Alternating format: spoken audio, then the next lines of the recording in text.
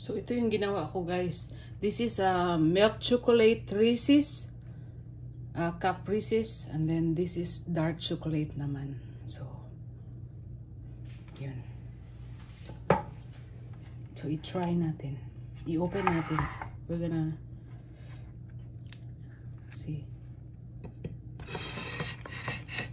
Yan. Ang lalaki. Diba? Look.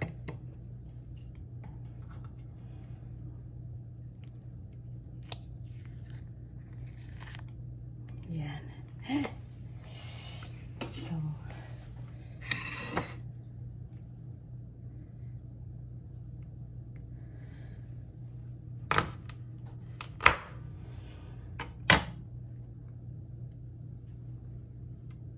yan. Yan yung dark chocolate sa taas. See? Dark chocolate. Ito naman yung milk chocolate.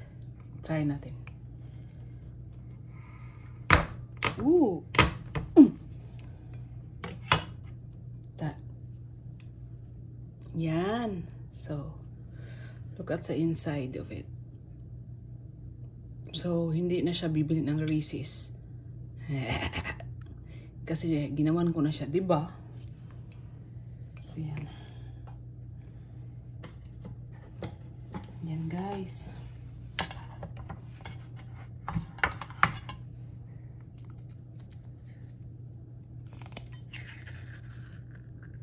Yan. So, pag bibili pa talaga siya. Iwan ko na lang. Yan. Mas masarap pa actually.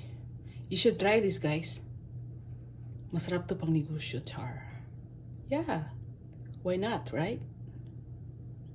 This is really good.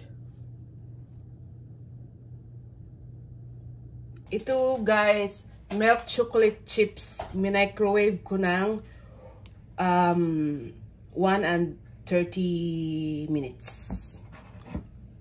So, yan. So, 1.5 cup peanut butter.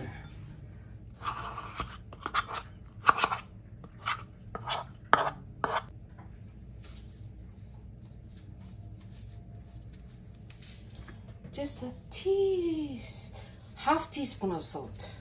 Salt.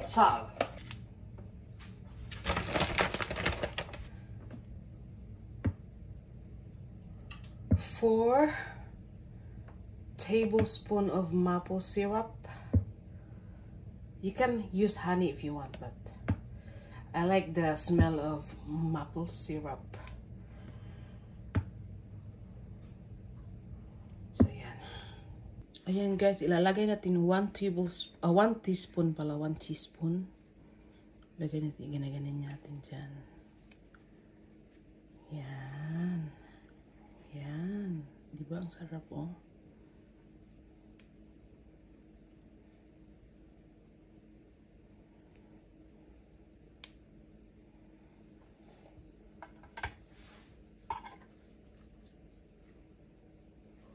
Yan.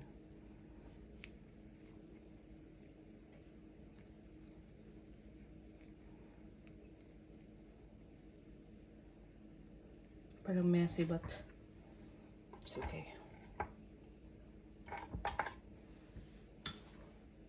So, ayan na, guys. Ilagay mo natin sa freezer to. Ayan na, guys. After 5 minutes pala to. After 5 minutes, yan.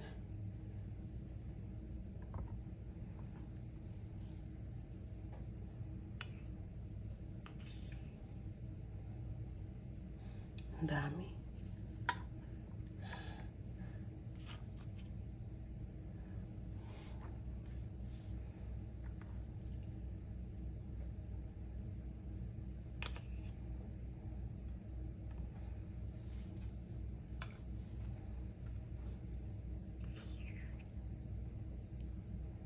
Oops.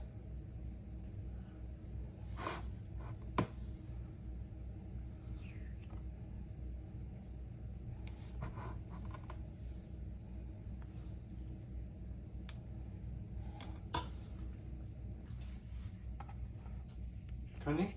Mm. No. Nabog na. Daghan.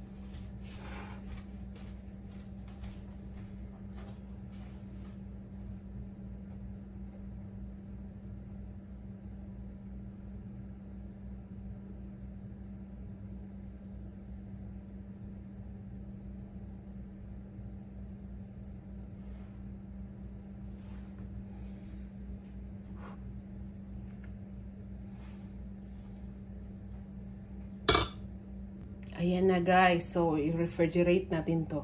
First batch.